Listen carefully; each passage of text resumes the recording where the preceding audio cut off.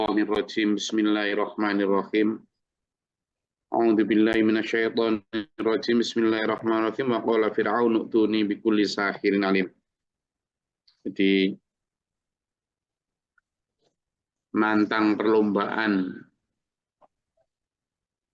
karena Nabi Musa dikenal oleh umatnya memiliki kelebihan yang extraordinary, yang di luar kebiasaan, sehingga Fir'aun juga takut kalau kemampuan itu digunakan untuk nyari pengaruh di tengah masyarakat Mesir. Pikirannya Fir'aun mungkin, wah, iya sekarang pengikutnya hanya Bani Israel. Tapi kalau lama-lama dibiarkan, bisa jadi pengikutnya nambah ke orang Mesir juga. Kalau nanti sampai pengikutnya bertambah, wah ini berbahaya, ini bisa melakukan subversi ini. Ini bisa merongrong kekuasaanku, ini bahaya. Kalau dari sudut pandang strategi kekuasaan, Fir'aun benar itu. Musa harus segera ditumpas, kan gitu. Pokoknya suara-suara berbeda, bibit-bibit pembangkangan itu harus ditumpas sebelum berkembang. Dari sisi strategi mempertahankan kekuasaan, Fir'aun benar itu. Mau menghukum Nabi Musa, menyiksa para pengikutnya Nabi Musa. Dari sudut sisi pandang mempertahankan kekuasaan, ya benar memang. Kekuasaan itu kan tidak memandang salah benar, bermoral atau enggak, pantas atau enggak, berakhlak atau enggak ada gitu. Kekuasaan itu bicaranya ya bagaimana mempertahankan kekuasaan at any cost istilahnya. Apapun harganya ya harus dipertahankan, mau dengan cara mendolimi orang lain, dengan cara curang, dengan cara bohong, dengan cara menipu, dengan cara kong kali kong. Waktu itu Fir'aun yang menggunakan segala cara untuk menumpas Nabi Musa. Karena Nabi Musa dianggap bibit yang sangat membahayakan kalau dibiarkan berkembang. Termasuk ide Fir'aun untuk melakukan laga tanding. Ide awalnya tentu tujuannya mempermalukan Nabi Musa nantinya, supaya ketika ditonton oleh orang banyak, tampak Nabi Musa kalah sehingga pengikutnya Nabi Musa berkurang. Intinya itu. Lah kenapa Nabi Musa masih diperlakukan nggak dibunuh aja sama Fir'aun? Ya pertama ya karena janji Allah ya. Janji Allah ketika Nabi Musa hendak berangkat diperintah untuk berdakwah kepada Fir'aun. Itu Nabi Musa sudah bersembunyi lama toh. Puluhan tahun bersembunyi itu di wilayahnya Nabi Syu'aib itu. Ya kan? Nabi Musa itu mantunya Nabi Syu'aib. Nah, di wilayah Nabi itu lama bersembunyi dari kejaran Fir'aun. Nah, kok dadak pas sudah lagi nyaman-nyamannya berdakwah di sana, datang perintah untuk berdakwah kepada Fir'aun. Bayangkan. Ini nyari perkara, delek molo, arane ulo marani gepuk, yes. Tapi kata Allah berangkat aja kamu, ya, berangkatlah, idhaba, berangkat kalian berdua. Kami nanti, saya khawatir loh ya Allah, ini akhafu la taqtulani, kan gitu. Saya takut nanti Fir'aun akan membunuh kami itu. Wes nggak apa-apa berangkat atau berdua. Lah benar ternyata memang karena kuasa Allah dilindungi ya. Kenapa Fir'aun tidak langsung membunuhnya itu ya. Pertama karena kuasa Allah. Yang kedua memang mungkin ya Fir'aun juga masih punya perasaan rodok sakno. Kenapa? Karena si Fir'aun ini merawat Nabi Musa itu sejak kecil sampai umur 40 loh. Nggak main-main. Dirawat sebagai pangeran kerajaan. Fir'aun kan konon tidak punya anak dari Asia ini. Jadi Fir'aun itu hidup sebagai keluarga kerajaan Mesir tanpa diketahui bahwa dia adalah seorang Bani Israel. Memang sejak dulu kaum Bani Israel itu luar biasa dalam hal susup menyusup itu. Jadi kalau sekarang misalnya di kalangan orang Islam bisa jadi ada kaum Yahudi yang menyusup sebagai syekh siapa yang sama tidak tahu, sangar itu. Ya, saya tidak mengaitkan itu, tapi sejak dulu memang luar biasa cerdas dan strategi mereka. Nah, Nabi Musa memang waktu itu berada di pihak yang benar ya, Bani Israel, tapi ditunjuk oleh Allah menjadi seorang nabi. Sehingga waktu itu Fir'aun ya memang mungkin ya agak gamang kalau langsung membunuh Nabi Musa, karena memang ada beban psikologis bahwa Nabi Musa piye gimana ya tetap pernah jadi anaknya ya, selama 40 tahun dengan penuh kasih sayang. Gitu kan. Nah, sehingga caranya dengan cara dicoba untuk diadakan laga tanding itu. Diperintahkanlah untuk mengumpulkan seluruh penyihir paling hebat di negeri Mesir. Zaman itu kasta tertinggi ya para penyihir itu.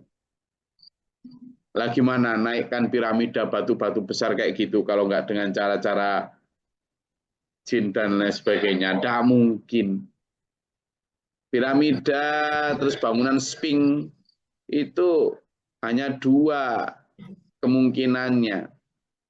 Kecanggihan teknologi waktu itu melampaui kecanggihan sekarang, sehingga banyak keren-keren yang gede-gede, eskavator yang gede-gede itu, atau ya dibantu alien, gitu, makhluk luar angkasa, atau ya dibantu jin tadi itu, wes. Kalau nggak gitu nggak mungkin teknologi zaman itu mampu, sehingga para penyihir ini ya waktu itu memang dianggap paling tinggi kedudukan strata sosialnya.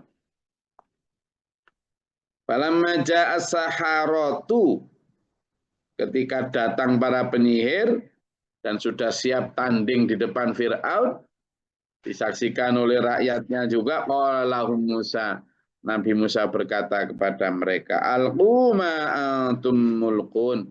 Sekarang latih tanding, ayo lemparkan apa yang kamu mau lemparkan, mau kamu tunjukkan, mau kamu pamerkan apa sih sihirmu, sihir apa sih? Gitu kan? Lalu dilemparkan, nanti di ayat lain diterangkan lebih jelas itu ya. Dilemparkan. Di surat Al-Isra dijelaskan itu, dalam surat Al-Qasas, surat Hud, banyak itu. Hampir di setiap surat itu pasti ada kisahnya Nabi Musa. Ya tidak semua, tapi hampir. Saking seringnya diulang-ulang. Nanti zaman kalau tadarus bulan Ramadan akan kerasa ya. Menceritakan Fir'aun, Nabi Musa. Fir'aun, Nabi Musa itu banyak sekali. Karena memang kisah itu mewakili hal yang sekarang dihadapi umat manusia. Ya apa? Harta dan tahta. Harta tentang Korun, tahta tentang Fir'aun. Di situ. Yaitu yang sekarang diperebutkan manusia di muka bumi kan yaitu. Sehingga itu sering diulang-ulang dalam Quran. Nah, dalam kisah ini disingkat ya, kisahnya disingkat. Maka ketika para penyihir itu melemparkan tongkatnya, di awal Nabi Musa takut loh ya. Di awal Nabi Musa takut melihat sebegitu banyak ratusan ular yang awalnya dari ikat pinggangnya para penyihir itu. Tapi setelah dikuatkan Allah, qala Musa ma ji'tum bihi sihru. Lalu Nabi Musa berkata kepada mereka, lah ini perbuatanmu ini yang sihir itu, apa yang kamu datangkan ini loh sihir. Tapi innallaha sayubtilu, Allah akan menghilangkan, menggagalkan semua sihir itu. Jadi kalau tampak mata gini, ikat pinggangnya para penyihir tadi tiba-tiba menjadi ular yang koler-koler gitu. Sampeyan yang nggak tahu ya kelihatan tertipu matanya. Innallaha la yuslihu amalal mufsidin. Allah nggak akan membiarkan berhasil amal orang-orang yang perusak kayak gitu. Tapi ya situasional ya, kadang Allah juga memberikan keberhasilan terhadap orang-orang yang kafir. Ketika itu dimaksudkan Allah untuk menguji keimanan orang-orang beriman. Di masa Rasulullah kan juga begitu. Ikhtiar orang-orang kafir ketika mau mengalahkan Rasulullah beberapa kali diberi berhasil loh ya. Jangan salah, tapi tujuannya untuk menguji orang beriman. Misalnya kekalahan Nabi Muhammad SAW di perang Uhud, gitu, atau hampir kalahnya Nabi Muhammad di perang Hunain, misalnya, ya kan? Hampir kalah tuh kalau nggak ditolong kemudian oleh Allah dengan datangnya Junudul Lam Tarawha itu kan, itu pasukan yang tidak tampak. Nah, maka ketika Fir'aun ini juga begitu. Kalimatnya sama. Innallaha la yuslihu amalal mufsidin. Tapi Fir'aun sudah diberi kemenangan dan keberhasilan cukup lama loh ya. Memimpin dengan penuh kebengisan, kesewenang-wenangan. Ya Allah itu adil. Adil. Mereka yang bersungguh-sungguh dalam memperjuangkan kedolimannya gitu kadang ya diberi berhasil. Gitu kan. Fama amana limu wa yuhiqullahul haqqa. Dan Allah akan mengukuhkan kebenaran bi kalimatihi dengan kalimatnya. Walau karihal mujrimun, meskipun orang-orang berdosa tidak suka. Allah sudah memberi janji kok bahwa akan menegakkan kebenaran, memenangkan yang hak. Tapi memang prosesnya bisa jadi panjang. Kayak Nabi Nuh gitu puluhan tahun, bahkan kadang ratusan tahun baru diberi menang. Nah, ini yang kadang manusia tidak sabar. Fama amana li Musa illa dzurriyyatun min qaumihi ala khaufin min fir'auna wa mala'ihi. Di antara itu loh, dulur. Nabi Musa itu kan waktu Exodus, waktu apa? Minggat melarikan diri dari Mesir. Itu Nabi Musa itu ngajak kaumnya, Bani Israel, yang dijadikan budak di negeri Mesir, yang anak-anak laki-lakinya dibunuhi semua itu diajak pergi. Nah, Nabi Musa itu dalam beberapa dokumen sejarah termasuk kitab-kitab itu diceritakan membawa berangkat pergi itu lebih dari, ada yang mengatakan 600.000 loh, orang. Ada yang mengatakan 60.000. Tapi bahkan seandainya 60.000 pun itu nggak sedikit itu. Mimpin orang segitu. Apalagi bersama dengan anaknya, orang-orang tua. Karena sudah ada janji bahwa besok paginya seluruh orang Bani Israel akan dibunuh. Sehingga malamnya itu kan nggak ada grup WA. Gimana cara mengumumkan keberangkatan? Apalagi misalnya nanti kumpul di lapangan Mapindo semua, nggak ada gimana caranya, nggak ada. Yang telat ditinggal, nggak ada. Gimana caranya? Ya malam itu berangkat semua dan malam itu Nabi Musa itu benar-benar berangkat menyelamatkan mereka ratusan ribu. Nah, bahkan ketika Nabi Musa nanti di surat lain disahkan itu. Nabi Musa ketika menemui jalan buntu, yakni Laut Merah itu, Laut Mati itu. Sudah Nabi Musa ya pasrah, tidak tahu, waduh ya opo ini. Nabi Musa juga nggak ada dijanjiin Allah nanti kamu akan bisa, nggak ada. Sehingga ketika menemui jalan buntu, ternyata di belakang itu Fir'aun dan para pasukannya itu udah hampir ngejar, hampir nyusul. Lah ini orang 600.000 ini pada komplain semua sama Nabi Musa. Udah pun diselamatkan, mending kayak gini, mending tadi netep di Mesir aja, nggak usah lari-lari jauh-jauh gini. Kamu gimana Musa? Pokoknya alah, nggak malah bantu cari solusi, tapi wah, bantahan nih. Sampai sekarang orang kayak gini ada loh ya. Nah, jadi orang yang sudah diselamatkan tapi syaratnya banyak, aku mau ngaji asalkan begini. Jadi diselamatkan gak bayar itu loh, minta malah ngasih syarat sama yang menyelamatkan. Nabi Musa juga gitu dulu sama Bani Israel itu. Dikasih syarat-syarat Nabi Musa. Gimana kamu? Padahal Nabi Musa menyelamatkan mereka. Jadi begitu. Dan itu terjadi. Maka apa dia bilang? Setelah diselamatkan sampai seberang lautan, lalu Fir'aun ditenggelamkan, disebut wa'aghraqna kan gitu ya. Wa'aghraqna, sudah kami tenggelamkan itu Fir'aun wa malaihi itu.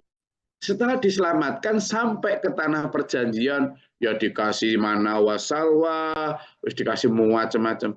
Tahu nggak siapa yang beriman, benar-benar beriman? Ternyata orang 600.000 tadi nggak semua beriman. Malah di sini disebut fama amana li Musa illa dzurriyyatum min qaumihi ala khaufim min fir'aun wa malaihi ayyuftinahum. Yang beriman itu sedikit. Hanya dari siapa? Dzurriyyatun, keturunannya aja dari kaumnya. Nggak semuanya beriman. Apalagi ketika datang si Musa Samiri. Musa Samiri itu ya kaumnya Nabi Musa, tapi nyelentong gitu loh. Masih merasa bahwa mengamalkan ajaran Nabi Musa, tapi ditambahi dengan menggunakan wasilah patung sapi itu. Tambah banyak yang nggak beriman kepada Nabi Musa. Ngikut ajaran tandingan itu tadi. Gitu loh. Nah, di situ tantangannya. Ya, mereka karena takut sama Fir'aun nanti dihukum, disiksa. Wa inna fir'auna la'aling fil ardi wa innahu laminal musrifin. Dan memang Fir'aun itu orang yang sangat kejam ya, sewenang-wenang di muka bumi itu, dan dia memang termasuk orang yang sangat melampaui batas. Israf dalam hal kedolimannya, israf dalam hal makanya menang lah, sewenang-wenang lah. Ya mulai dari korupsi, kolusi, nepotismenya sewenang-wenang, nggak ada yang berani nyentuh. Karena apa? Dari sisi pasukan sudah dipegang, dari sisi para teknokrat, Haman itu sudah dipegang, itu ahli infrastruktur itu Haman itu. Infrastruktur mulai bangun macam-macam, ya. Kemudian dari siapa? Cukong dan oligarki siapa? Korun, pegang semua. Gitu loh. Itu memang begitu Fir'aun dari sisi birokrasi. Jadi itu contoh bagaimana zaman dulu. Kuat, hampir tidak mungkin dirobohkan atau digulingkan oleh, jangankan Bani Israel, digulingkan oleh orang Mesir sendiri loh, nggak mungkin. Saking kuat besarnya kekuasaan mereka. Ya, dan sangat bengis sewenang-wenang. Wa qala Musa ya qaumi in kuntum amantum billah. Dan Nabi Musa cuma bisa berkata kepada kaumnya yang beriman, gini loh ya, semua jamaahku, jika kamu memang beriman, wes kita ini tidak mungkin ngalahkan Fir'aun, tidak mungkin. Maka kata Nabi Musa, wes fa'alaihi tawakkalu in kuntum muslimin, kamu tak ajak untuk bertawakal kepada Allah jika kamu memang orang-orang yang berserah diri, wes saya tawakal aja sama Allah. Wes biarkan Fir'aun dan bala tentaranya seperti itu, tidak mungkin kita bertawakal, serah diri aja kepada Allah, ya, berserah diri. Jadi Muslim itu berserah diri. Maka di sini sebutkan ya, in kuntum amantum, jika kamu beriman, maka kamu tak ajak berserah diri.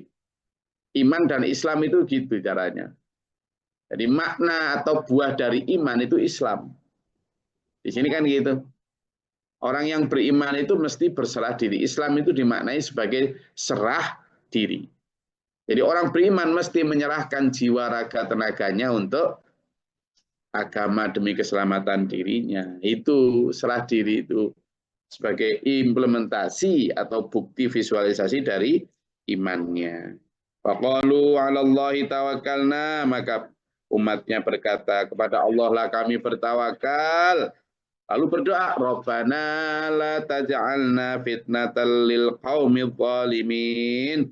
Ya Allah, berdoanya itu ya Tuhan kami, janganlah Engkau jadikan kami sasaran fitnah bagi kaum-kaum yang zalim itu. Sama ini nanti ada doa juga Rabbana najina minal qaumil zalimin. Ya Allah, selamatkanlah kami dari kaum yang zalim. Di sini disebut wa najina bi rahmatika minal qaumil kafirin, dan selamatkanlah kami dengan rahmat-Mu dari orang-orang kafir. Yes, cuma bisa berdoa tok wis. Cuma bisa berdoa. Nah, teman dan saya doanya ini ayo dihafalin. Ketika berada di kalangan orang-orang zalim, berdoa ini. Ya. Robbana itu. Ya Tuhan kami, la taj'alna. Janganlah Engkau jadikan kami fitnatan, sasaran kezalimannya bil qaumil zalimin, dari orang-orang zalim. Wa najina, dan selamatkanlah kami ya Allah bi rahmatika, dengan rahmat-Mu, minal qaumil kafirin, dari kaum-kaum kafir yang jahat itu, yang zalim itu. Nah, itu kita minta berdoa seperti itu. Doa orang-orang terzolimi, doa orang-orang yang lemah ini. Tuh ya, ketika berada di tengah kaum yang angkara murka, kaum yang penuh kesesatan, kaum yang penuh dengan kemusyrikan, kaum yang penuh dengan kezaliman. Ini doanya.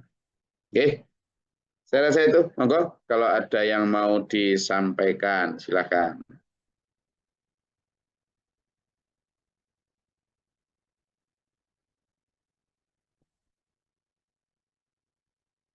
Izin Gus. Silakan.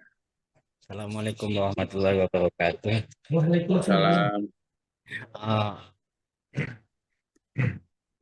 Mengenai sabar nih Gus, waktu kajian Jumat Gigi tahu bahwa sabar dalam kebaikan itu sebentar.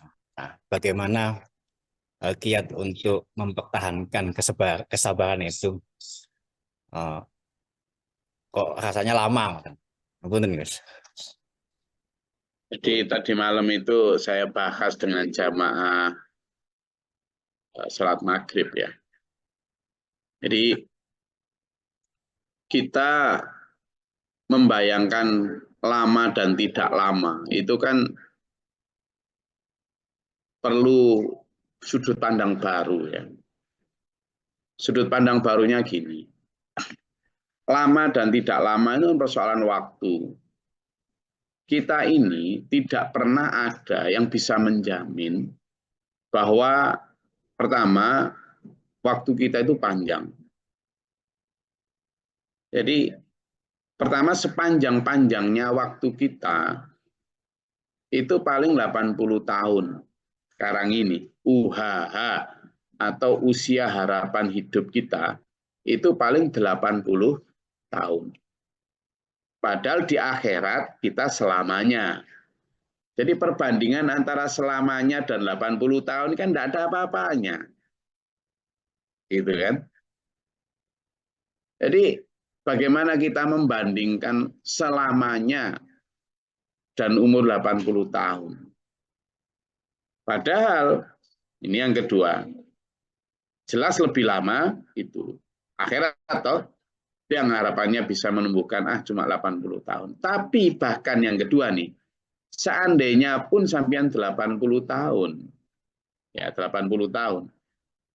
Itu kalau misalnya tidak diisi dengan kesabaran untuk ikut aturan Tuhan, itu 80 tahun sampean itu juga enggak semuanya nikmat loh, meskipun sampean mengikuti nafsu.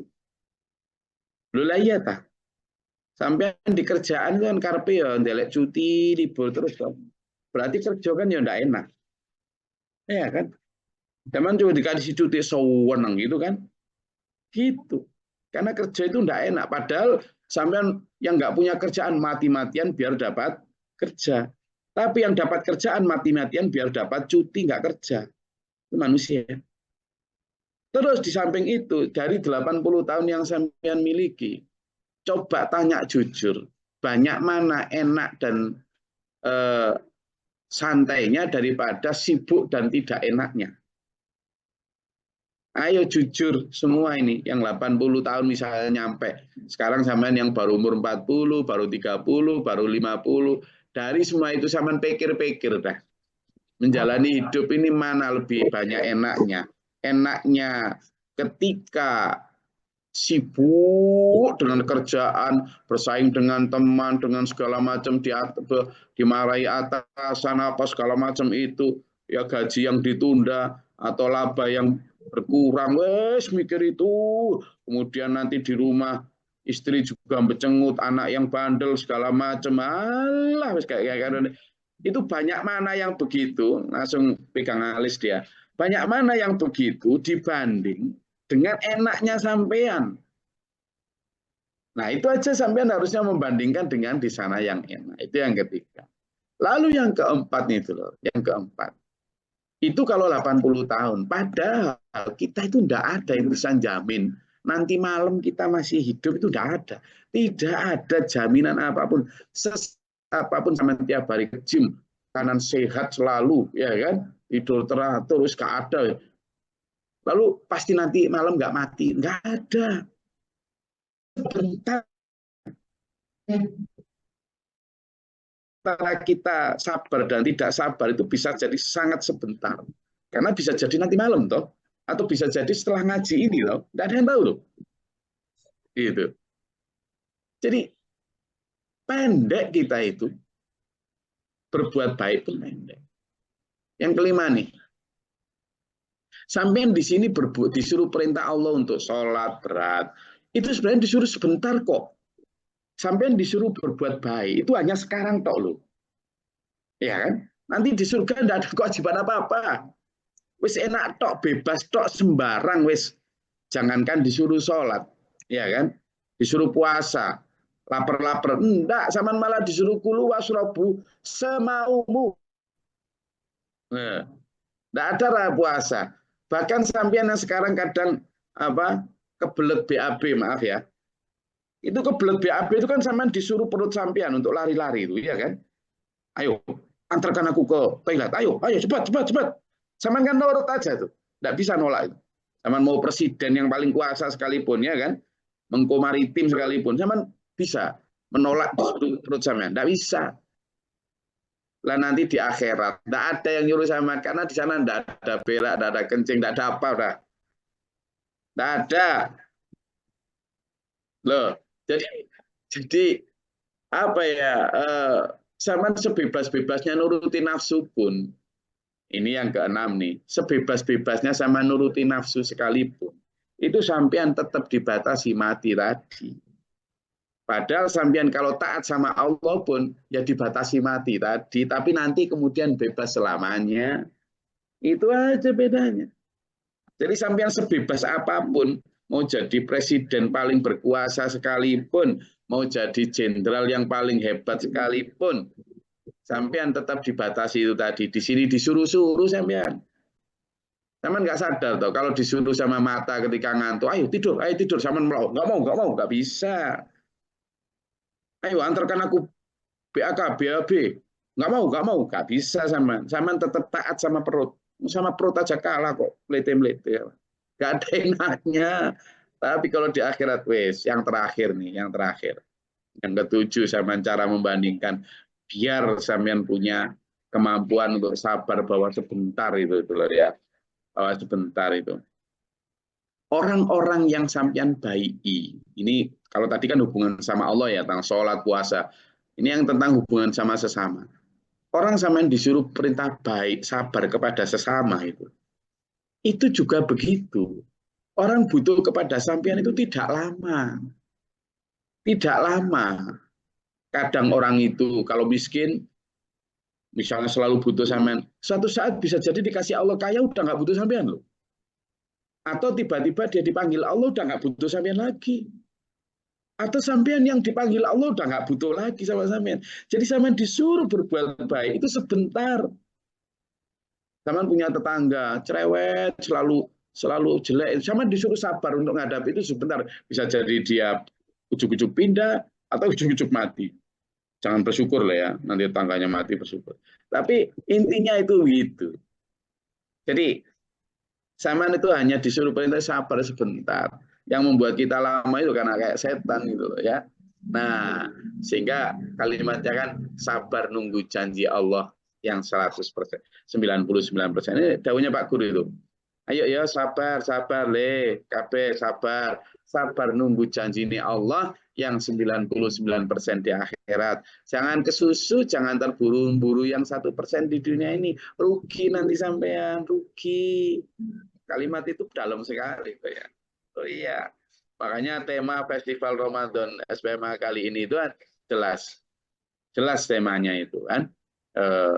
Muhasabah sebagai strategi dakwah, sabar untuk mencari berkah mardhatillah. Jadi sabar itu.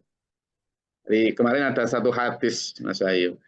Kata Nabi, hadiah terindah itu adalah ketika kita mampu bersabar.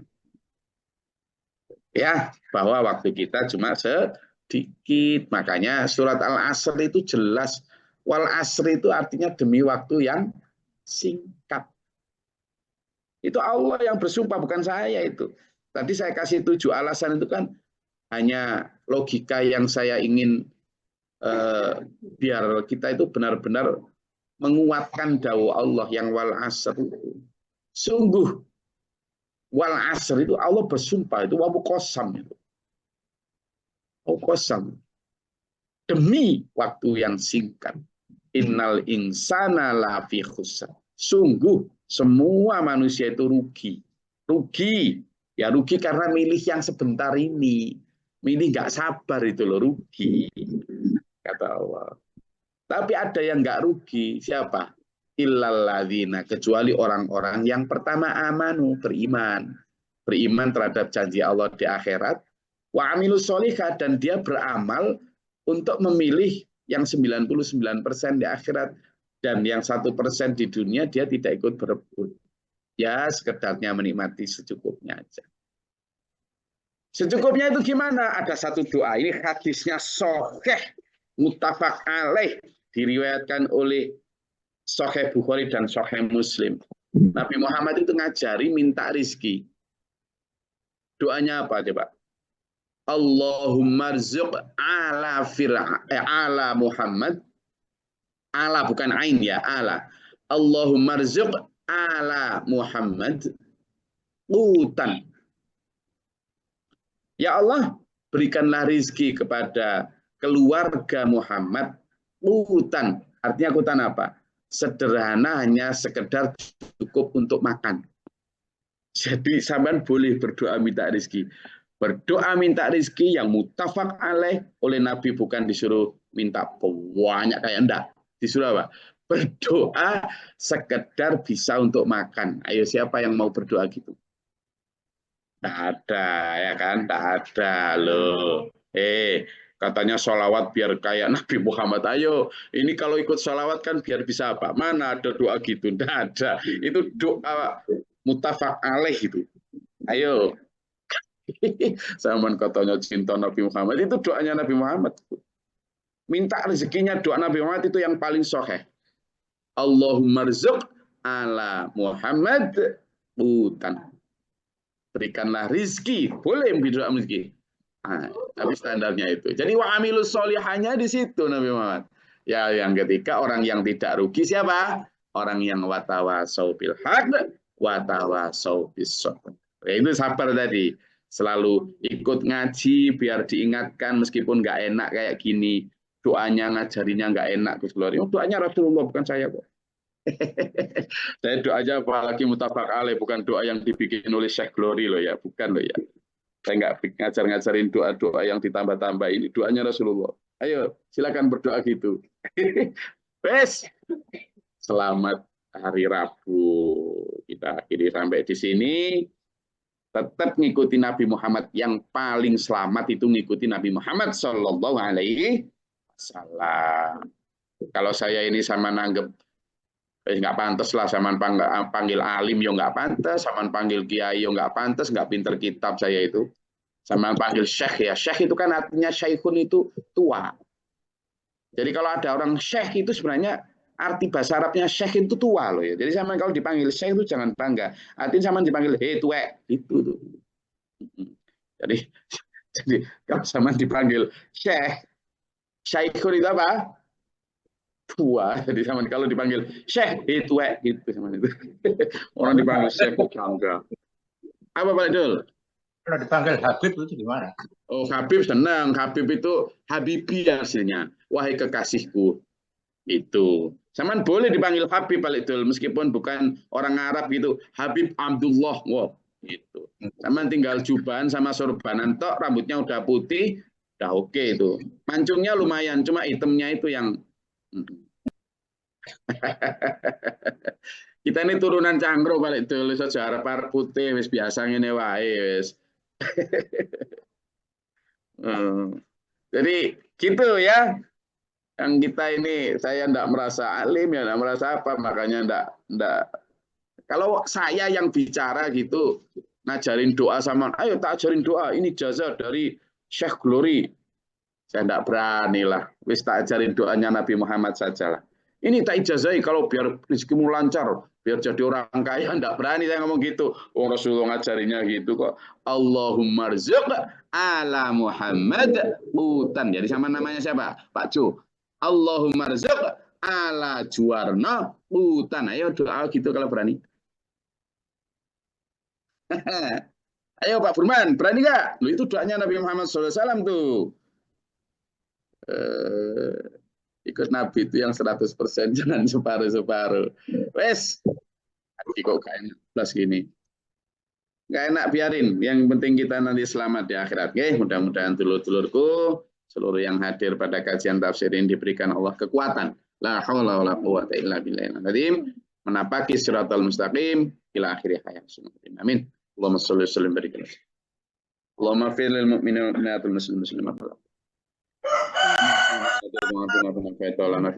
وبارك لنا فيما أعطيت وقنا الشر ما قضيت استغفر وأتوب إليك وصلى الله وسلم اللهم دع عنا البلاء والوباء وقد حسنا ربنا نجنا ولنا سبيلا من قبل ظالمين ربنا قد جاءنا ظالمين الله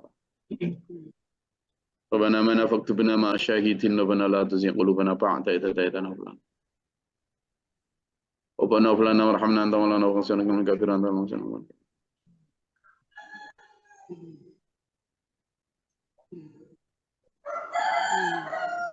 ربي أعوذ بك من همزات الشياطين وأعوذ بك ربي يدور النفس رحمة اللهم تعالى نبأ برحمتك اللهم أنزل علينا رحمة بيدة القتل الأمطار وبدد واحدة اللهم أفرغ الصبر والسبيل من أنا فانصرنا من الكافرين اللهم فاجر السماوات عالم الغيب والشهادة رب